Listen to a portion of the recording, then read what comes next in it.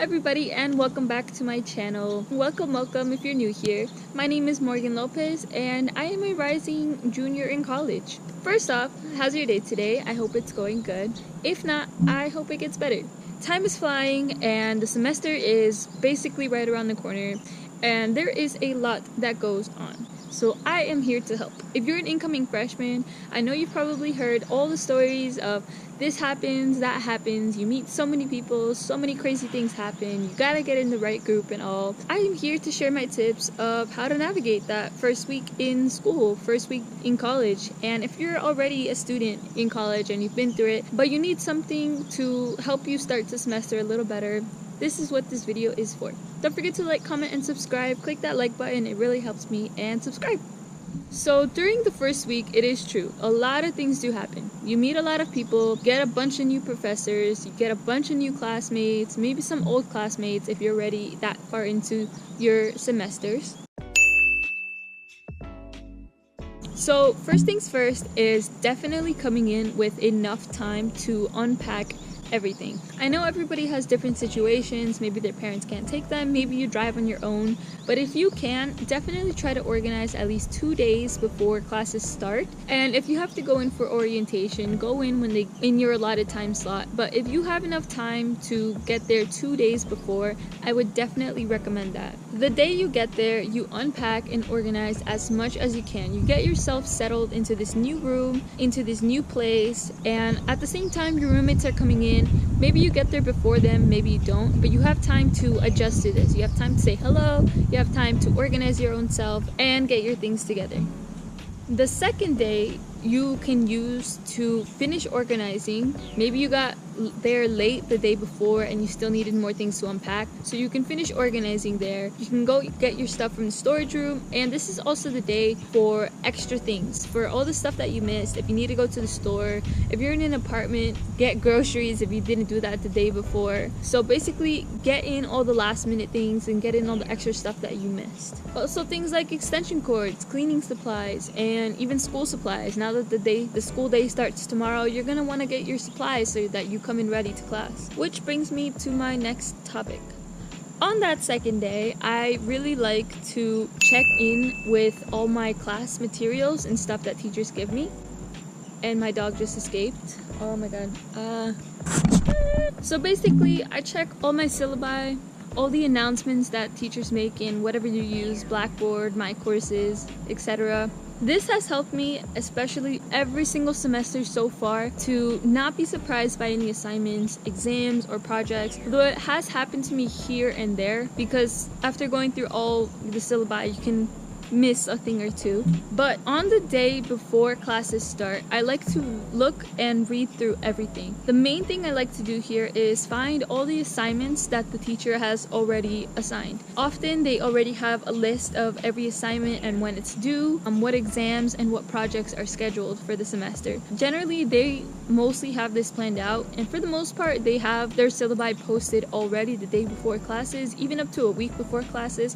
So I like to get into that and look through it as early as I can. Once I do that, I find the due date for everything and put it into a mega calendar. For me, that's my calendar in my Mac, the regular calendar. I like to put things when they're due. I put it in my own way, like biology lecture, quiz due, or something like that. So I put that in every week. The earlier I get that in, the easier it is for me throughout the semester. So I'm not digging for assignments and just relying on my courses or Blackboard to tell me that. So I know ahead of time, even like months ahead, okay, this is when I have all of this due, this is when I have this due. Honestly, I know it sounds like a lot to do, but it only takes me like 45 minutes max every time, and a lot of the time there's one professor that doesn't post it, so you have more time and throughout the week to get that one done. When I look at the syllabi, I also look at what materials are needed. For example, a binder, paper, notebooks. Some professors are a little more picky, so I like to be prepared and come in with that. And that second day is perfect because I can go get my materials for that. And my third tip, speaking of supplies, is to get as much of it as I can before class starts. A lot of professors do tend to start teaching in that first class. Not all of them will let you leave early, though some of them do. especially in classes that are longer, like chem labs, bio labs, and labs in general, classes that are like 2 hours. Most professors will start to teach in that class, even lectures, and so it's better to be prepared to come in with a notebook or something to write with and start writing those things down. And as for books, I definitely hold off on getting books that first week, or at least that first class, because I realized that a lot of classes, the professor tends to assign a book, but some of them you really don't need. Some of them you do, they assign readings. But instead of just straight up buying the book, what I do is look for it online, see if I can find it for free. Hypothetically speaking, I definitely didn't pay for a lot of my books. And thinking about it, for the past 4 semesters that I've been in college, I've really only needed maybe 2 books here and there for like extra help or like actual assigned reading. But most of them, it was just for extra, for your support there in class, but most of it wasn't really used in class. For example, one biology lab, this professor gave us a book for proper formatting for research papers and stuff, but a lot of that I kind of just Googled online. I ended up not needing the book. I still have it in my attic, and I haven't opened that book since that class. I advise you to hold off on that or try and find a free version of it so that you don't have to spend money. But if you're someone who needs a physical textbook, then absolutely go for it. But me, who isn't, I didn't need it and I could just read it online. And for me, it was also easier sometimes because I could have my Mac read it to me when I'm not really focused in reading, and I'll just have it read it to me and it's easier. Tip number 4, which is kind of related to the past 2 tips, is to come prepared to class. This is for when you're actually in class during the first week. You get a feel for what the class is like, what the professor is like, their teaching style, and how much work you're gonna get and all of that sort of thing. So, like I said before, it's definitely important to bring materials so that you can start taking notes. Even if you don't have all your supplies, at least bring something like a small notebook or your laptop, because here the professor gives out a lot of information as well. They often give big details, research opportunities, internship opportunities, and that sort of thing. A lot of important details that you might want to keep in mind or that might interest you later. And like I said before, the professors sometimes start to teach, so you definitely want to be prepared for that. Now I gotta hold her because she's running away, and she ran away for the 2nd time into the neighbor's yard. Any words, Luna? Exactly, okay. So my next tip for when you're in class is to definitely sit around people.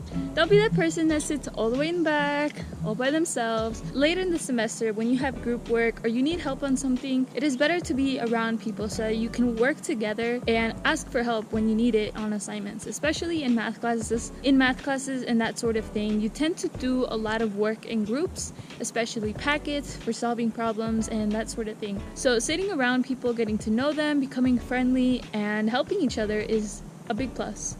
And last but not least, in relation to that, is to step out of your comfort zone and talk to people. In college, you meet a ton of people everywhere you go. In clubs, just walking around, when you're going around to eat at the dining places, in class, sports, parties, and things like that. You want to get out and talk to people. You don't have to be the biggest conversationalist of all time, but getting to know people and talking to your peers around you is definitely beneficial. Like I just mentioned, especially for class and that sort of thing, it helps because you can ask for extra help. If you don't want to go to the professor or the TAs or something like that, having buddies in a class can help you a lot. I know for one class when I was in chemistry, I talked around, got to know people, and found out about a Discord chat that we had for the class. And this has also happened for several other classes of mine where I find out that we have a Discord chat and there's a lot of help that can go through there. You upload your problems and the other students can kind of help and explain to you. But talking to people is also just a good thing to do. You make buddies, you make friends, you find people with your interests, and you get more involved in school. You find out about things going on like big events and that sort of thing. I know this has happened to me definitely a lot,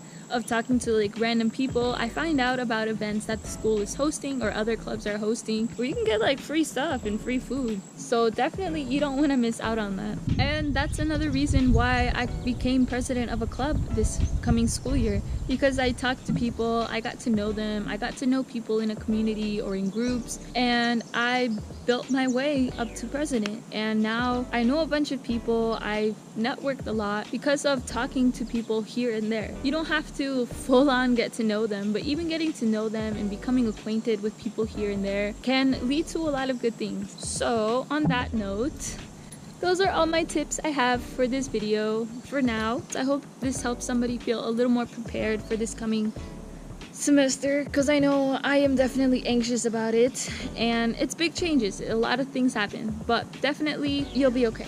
Right, Luna? Luna says yes. So don't forget to like, comment, and subscribe to my channel. It helps me a lot so I can make more videos like this and to help you guys. Morgan and Luna out. Say bye, Luna. Hehehe